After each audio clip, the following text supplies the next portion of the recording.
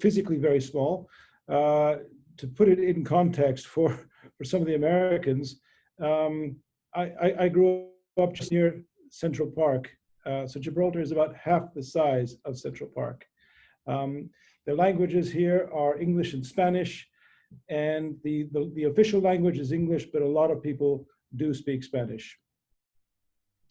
Gibraltar is a British overseas territory. It was conquered by an Anglo-Dutch force in 1704 and then ceded to the British in the Treaty of Utrecht in 1713. So it is an overseas territory.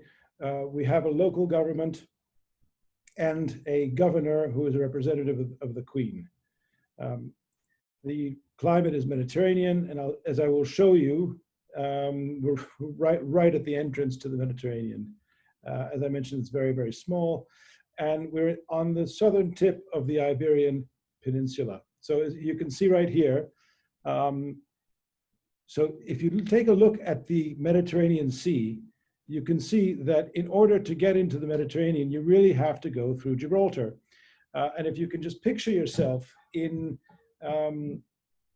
the 18 or 19 or in the 17 or 1800s, if you're trying to get in a ship to go through the Straits of Gibraltar, which are through Gibraltar and Morocco, a cannon would be able to reach your ship. So whoever controlled Gibraltar really controlled the entry into an exit from the Mediterranean Sea. So an extremely strategic place.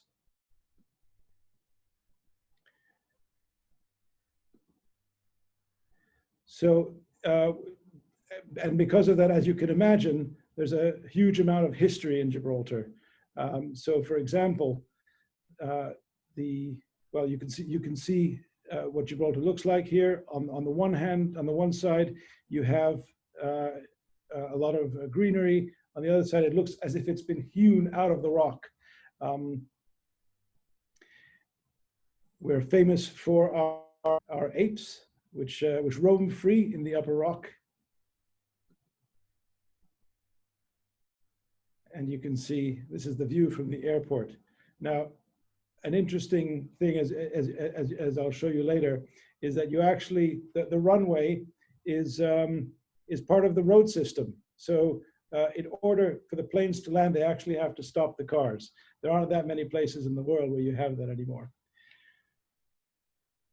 There are more roads in the rock than on the rock. So during World War II particularly, they excavated a lot of tunnels and had a lot of infrastructure, such as a hospital, such as power stations, and even the famous Eisenhower bunker, which is at the center of the rock, so you really couldn't get a safer place. And then as you see it, right next door, there's this whole sort of situation room, which you might see in all the movies with all the maps and all the flashing bulbs and everything. It's really quite neat.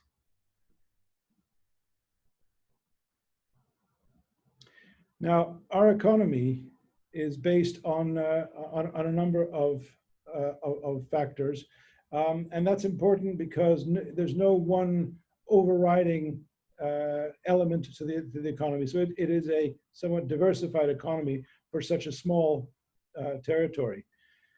Our GDP is $3.2 billion, which is tiny, but if you consider that our GDP per capita is over $90,000, that makes us one of the highest in the world. Our annual growth has been over 8% for the last 10 years. So a lot of good, a solid economic basis here. There is less than 1% unemployment in Gibraltar. In fact, there are very, very few people who are unemployed. I think the number is less than 100. So the major sectors of the economy are financial services and insurance. And that includes banking, includes investment management, and investment funds as well, whether it's private equity or hedge funds. And that's the area that I specialize in my professional work. Tourism is also very important. As you can imagine, we get an abnormally high number of tourists in Gibraltar. It's about 10 million tourists, which in a place the size of half the size of Central Park is really quite a high number. Bunkering. So bunkering is refueling ships on the sea, and because, as I showed you, Gibraltar is the entrance to the Mediterranean, so there are almost 100,000 ships that cross the Straits of Gibraltar every year. So Gibraltar is a good place to refuel, because the fuel is not very expensive, and you don't have to go very of your course in order to refuel. So there are quite a lot of bunkering operations, as well as shipping, dry dock, and chandlery, and so on. Online gaming is a big sector in Gibraltar, but what I mean by online gaming is party poker and online betting applications. That is something that 20 years ago, a betting firm came to Gibraltar wanting to establish itself, and it wanted a regulatory framework, because it was either unregulated or in many cases not legal in many parts of the world. And so they thought that if they could come up with a responsible regulatory and robust regulatory framework, they would be able to attract some of the largest companies, which is in fact what happened. The largest online gaming companies are in fact in Gibraltar. These are companies with large numbers of employees and large turnovers. And the reason why they have come is because of the depth and robustness of our gaming regulation. In a way, it's counterintuitive, because you would think that people would want to go to some of the Caribbean or South American jurisdictions where there's no regulation at all. But a lot of them, because they're actually dealing with people's money, they felt that they needed a more regulated environment in order to set up these businesses.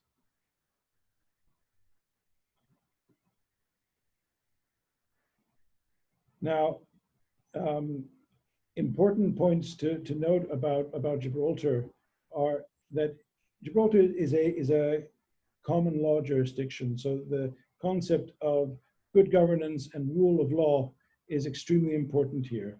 Our court system is an English court system with final appeal to the Privy Council in the UK.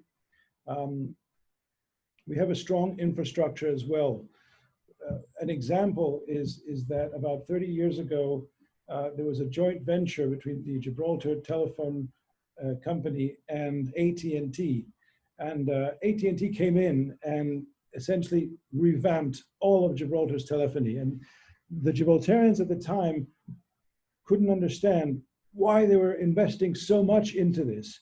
And AT&T said, you have to understand that if you invest, if you put in the infrastructure, it will be used. I believe a wise man said, if you build the roads, they will come. So this was very important too, which for gaming and for really just about everything is extremely important. Our tax regime is quite fit for purpose. The taxes are that we have taxes, but they're low. There's a 10% corporate tax, but that is taxable only on gains that are derived from Gibraltar business or assets. We have a skilled workforce. Our workforce, most of our workforce is educated in the United Kingdom. And that is because the government of Gibraltar pays for any student who has a place in a British university to go and study there as long as they have a place. So you can do a bachelor's, a master's. People do their doctorates, all paid for by the government of Gibraltar, which means that now that this program has been going on for about 40 years, we have a very strong and very educated population, because they can study as long as they want and can. Our chief minister, for example, is a graduate of Oxford University, and people in Gibraltar go to all the top universities in the UK.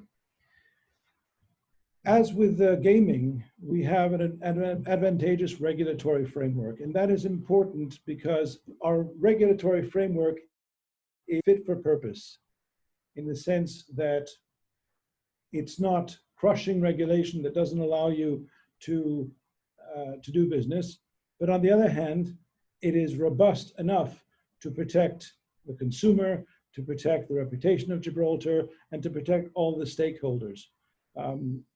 And because we are so small, because Gibraltar is so small, it's easy for Gibraltar to tune their regulation to that level where it's flexible enough to do business, but robust enough to protect stakeholder interest.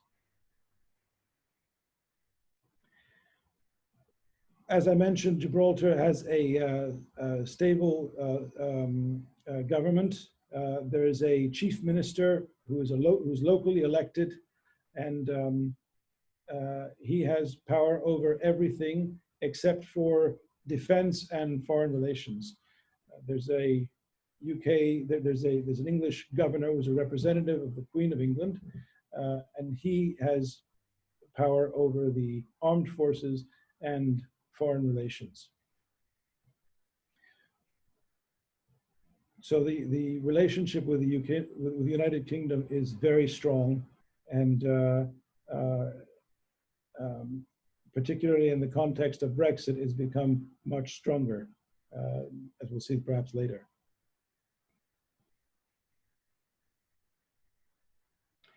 Gibraltar has an airport. You can fly in from different airports in the UK or Morocco. And as I mentioned, let's see if there's a picture of it here. Yeah, so you can see that you have to actually cross the airport in order to walk into Gibraltar. And here you can see the cars stopping on the side, waiting for the British Airways flight to land. And then as soon as it lands, they open the gates and people literally walk across or drive across with their cars. It's pretty neat.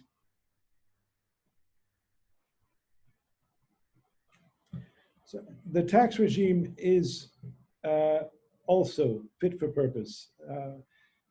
As Gibraltar does, Gibraltar is completely self-sufficient. It pays for all of its health care, for all of its infrastructure, and it manages to do that with personal income tax and 10% corporate tax. The personal income tax rate is about 25%, and the corporate tax rate is 10%. But again, as I mentioned, that's on a territorial basis, which means that there are only taxes on business that takes place in Gibraltar or has Gibraltar as its source. So if you have a Gibraltarian holding company that owns assets outside of Gibraltar and derives income from those assets, that's not taxable in Gibraltar. There's no withholding tax on dividends to shareholders, no capital gains at all, no inheritance tax, and as I mentioned, the taxation is on a territorial basis. So it's very good to structure international businesses from Gibraltar. And that works with the businesses as well as regulated entities such as banks, funds, insurance companies, and so on. So everyone here speaks English and Spanish, and sometimes they speak it at the same time. They'll start a sentence in one language and finish it in another. Um, and uh, uh, and yet the level of English is quite good because people do go to English universities. And although most people study abroad and then eventually come back, there is a University of Gibraltar that was established 3 years ago. That caters to the local community as well as to business needs. They offer graduate, undergraduate programs and different programs like MBAs and so on. Even lawyers who have studied in the UK, they have to do a year at the University of Gibraltar to study the UK version of the laws. Most Gibraltar law is based on either UK law or more recently on European Union law. So Gibraltar enacts its own laws, but those laws are generally based on the UK laws. So often you'll have the Gibraltar law, which will be based on an older UK law.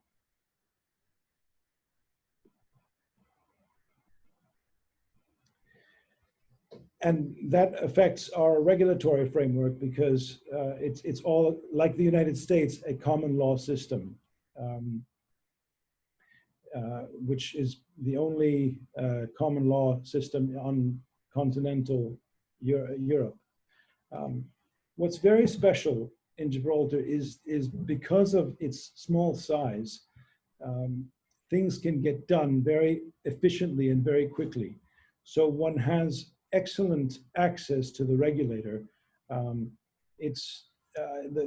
Gibraltar Financial Services Commission is sort of our equivalent to the US SEC, but our relationship with the Financial Services Commission is probably quite different to that of many with the SEC, in that it's a very collaborative relationship where we let them know, the financial services professionals will always let the regulator know what they or the clients are doing, and there's a constant feedback. And if you want to change something or improve it, if you come up with a well-reasoned and humble request, chances are it will be listened to, or it will certainly be considered.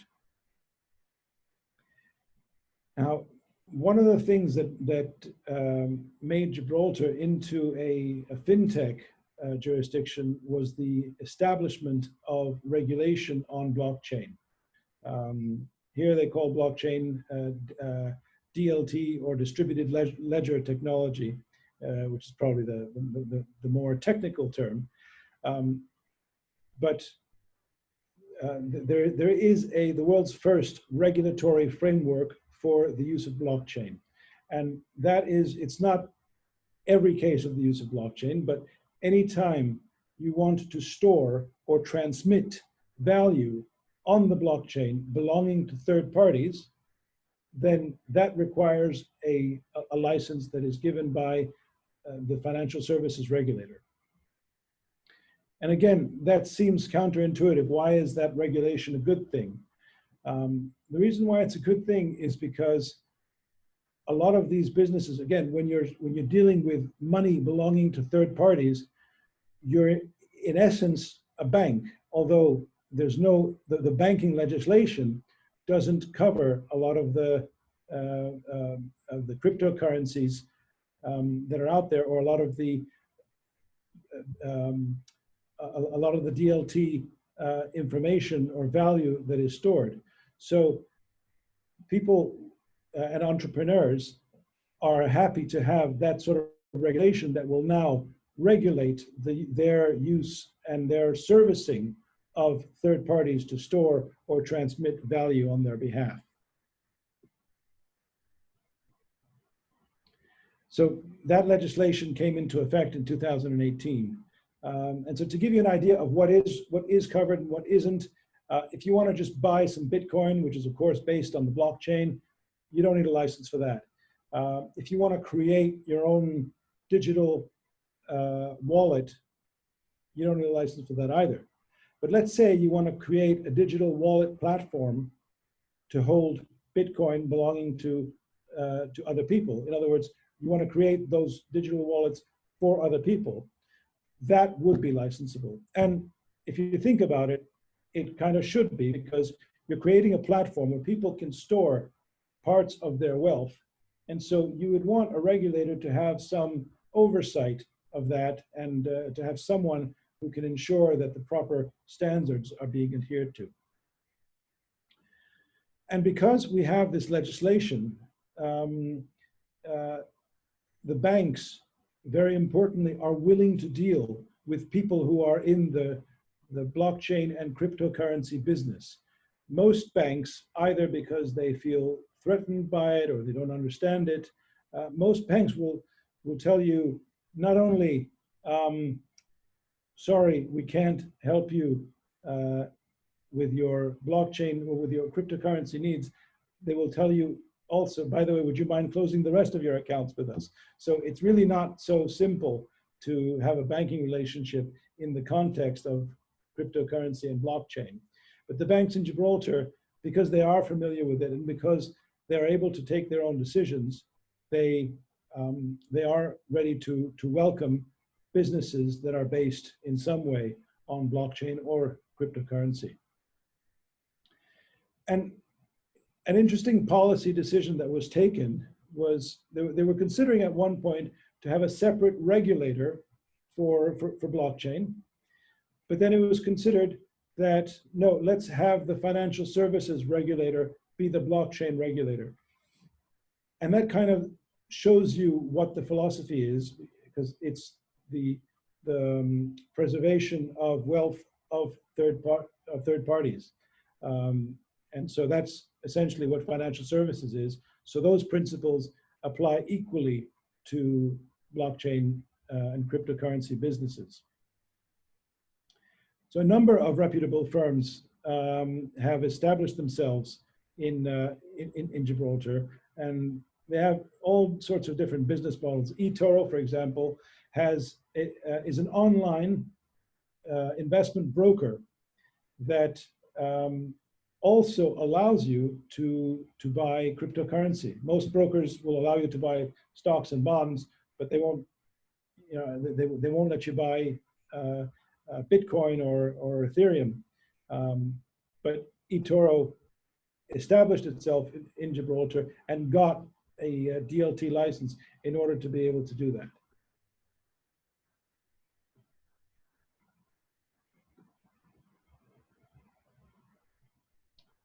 So Gibraltar and the United States. So Gibraltar has had a very long-standing relationship with the United States. There have been honorary consuls here for at least 150 years. And 6 years ago, we established the Gibraltar-American Chamber of Commerce. And we are accredited by the US Chamber of Commerce. So just about every country in the world has its own AmCham, and so we're the AmCham for Gibraltar.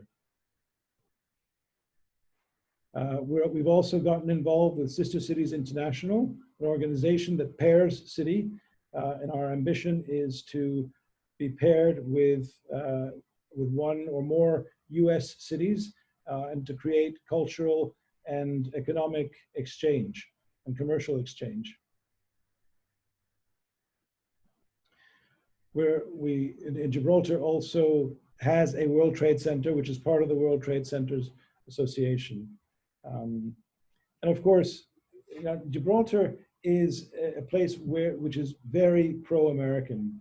In Europe, that's not always the case today, but happily in Gibraltar, it really is, which is why they're also supportive of AmCham Gibraltar. And part of it is because of the history. We've constantly had warships and US servicemen passing through or being stationed in Gibraltar, at least for short periods of time. And Gibraltar lends its strategic situation to the United States whenever necessary. And there have been a number of cases where that has been used.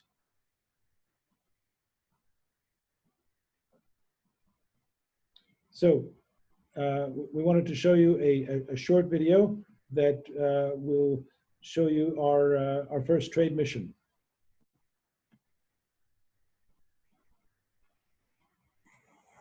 So let me welcome you and all of your colleagues to the Second World War home of President Dwight Eisenhower, with a wish that your 3 days here are useful, successful, and mutually beneficial.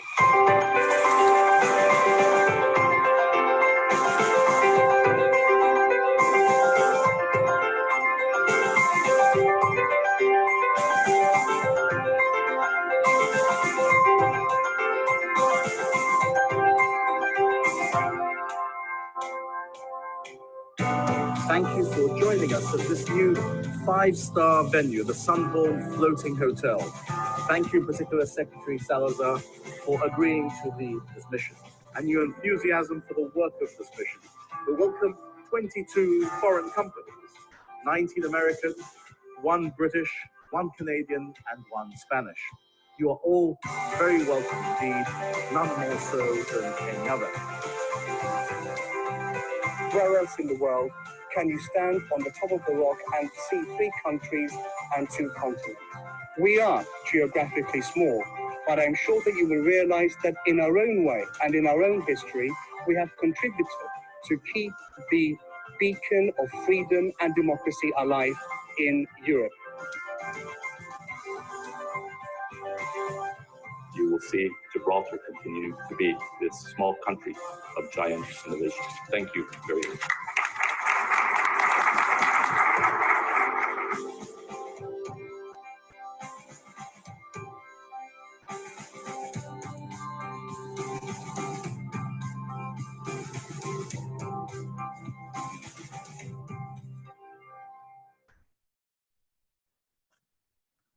Well, thank you for that. I will.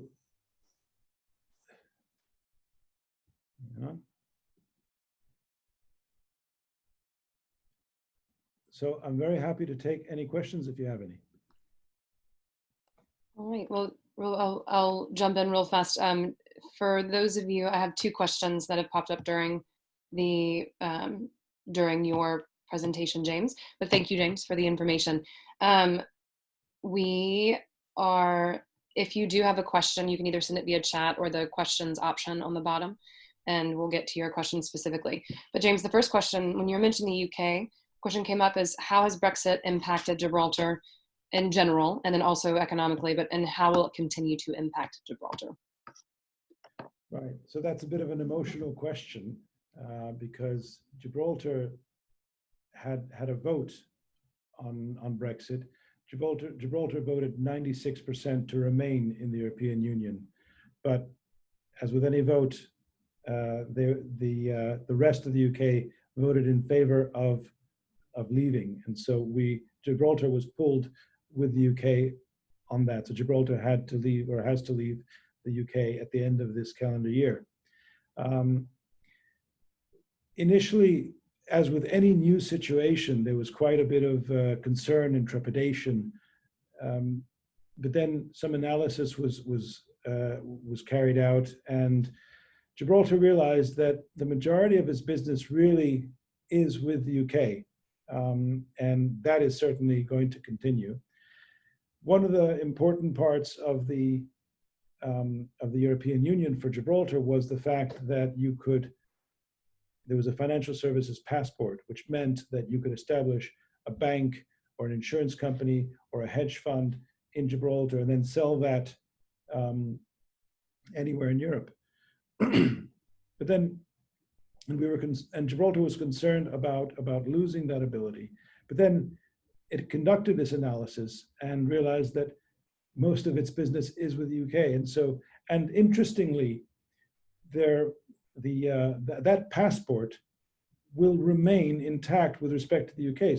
So a Gibraltar financial services firm can do business in the UK on the basis of its Gibraltar license. And the same is true of a UK firm. It can do business in Gibraltar on the basis of its UK license. And we're the only jurisdiction in the world to have that treatment. So it's still not something that Gibraltar would have chosen, but Gibraltar has always been full of strong people who always make whatever is, whatever it should be. As of now, we haven't seen a significant downturn in activity in Gibraltar. A lot of the businesses are not based on Gibraltar's Europeanness. So the tourism or the bunkering, even a lot of the financial services is not really really dependent on the EU. So as I said, people would have still rather remained in, but I think everyone is cautiously confident that things will work out, even if we're not in the EU. So I have a follow-up question from someone in one of our attendees.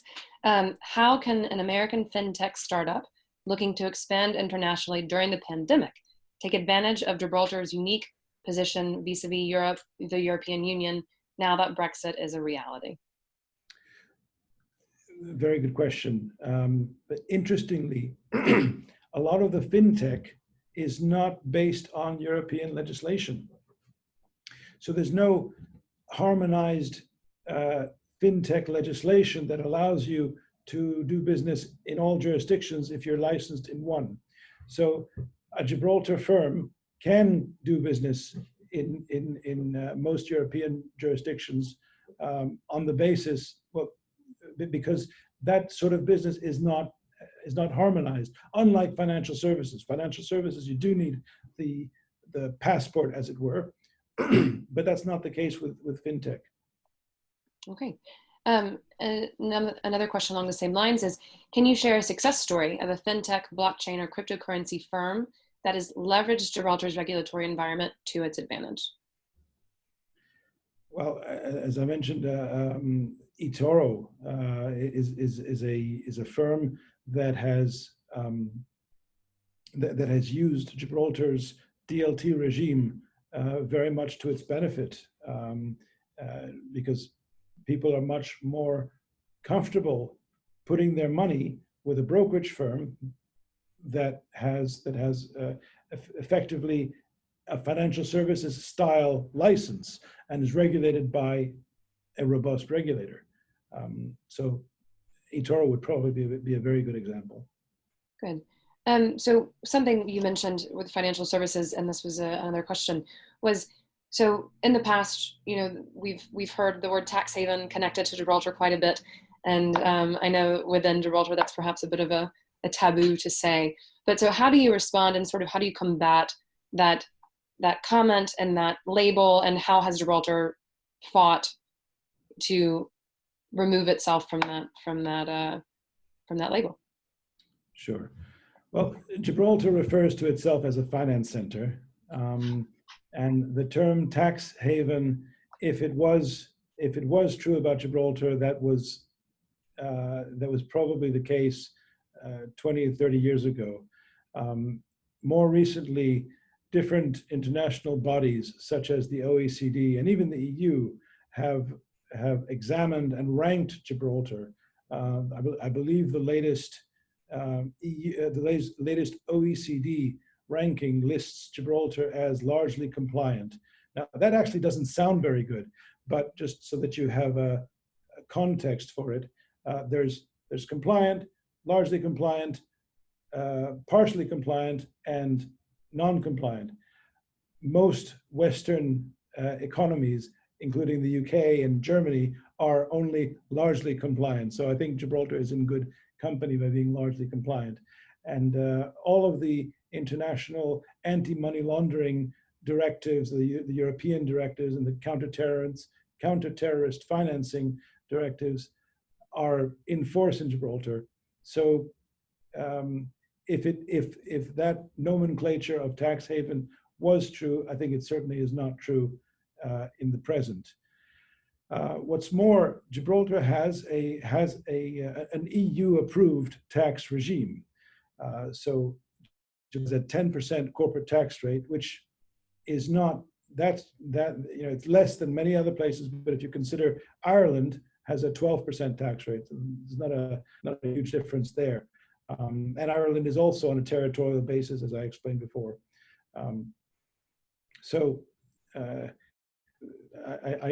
think I would bat that back to you. Good. So along the same lines, do you think it is, when looking at other jurisdictions, so similar jurisdictions that have remained in the EU, why Gibraltar and not, say, a place like Malta or Switzerland, or places that have remained in the European Union, and as Brexit will happen eventually? Sure. Well, for one thing,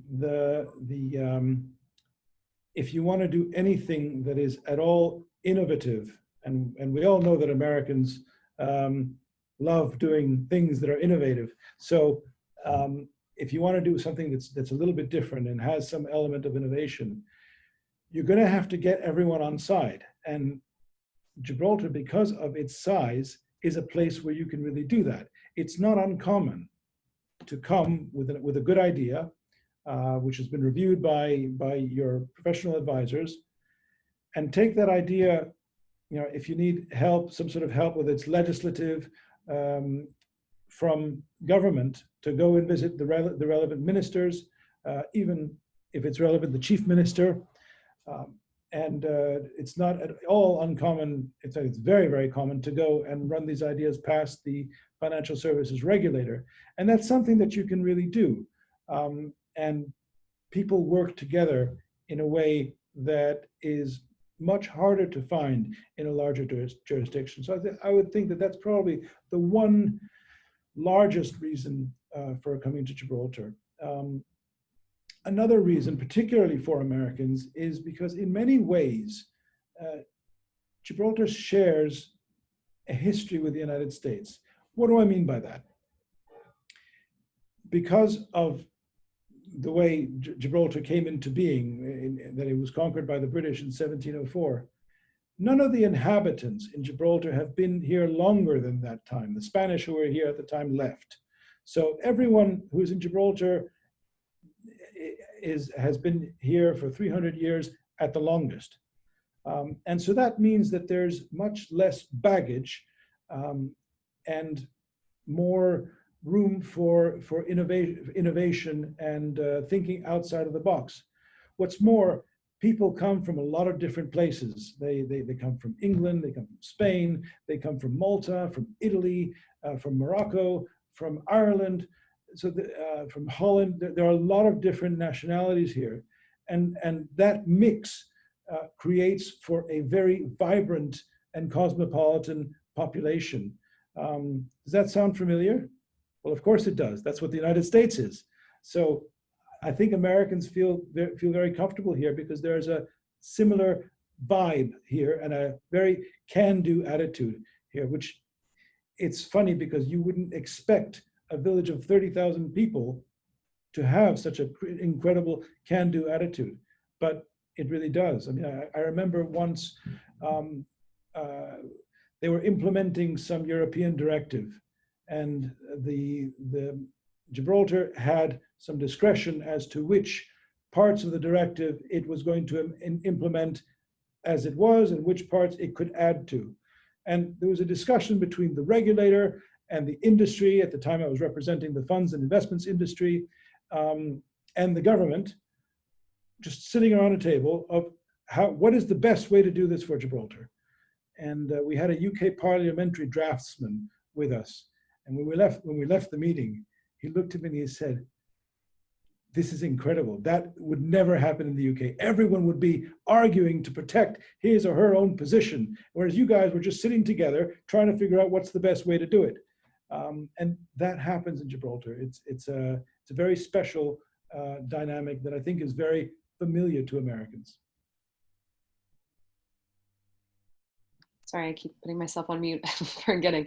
I guess one more question we have, and then I believe that seems to be all the questions we do have, is in terms of proximity to Morocco and access to Morocco. What are your thoughts on Gibraltar being an entrance into not just North Africa, but into the continent of Africa? Because I mean, as fintech, is booming everywhere, as we know. I mean, it is happening rapidly in Africa. And what are your thoughts on Gibraltar being sort of a gateway, if you will, to not just Morocco and Northern Africa, but to the continent?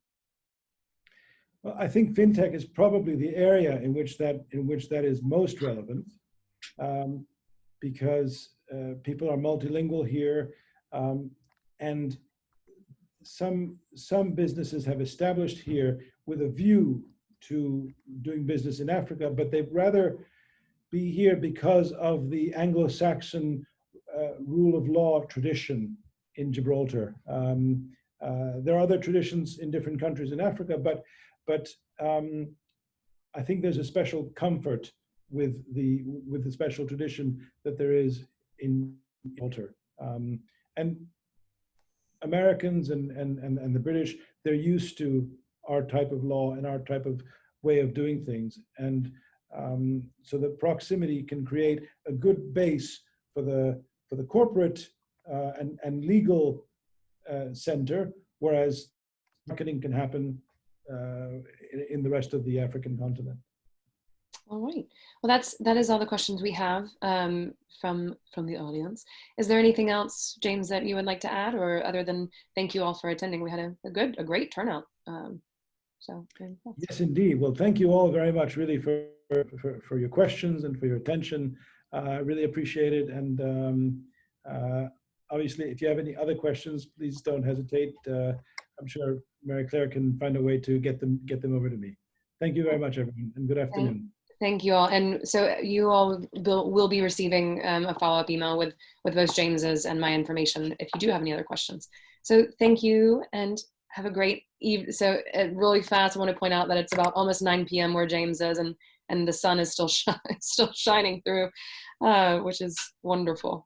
That's right. That's the Mediterranean climate. But thank you guys, and have a great afternoon and great morning for some of you as well. All right. Thank you. Bye-bye.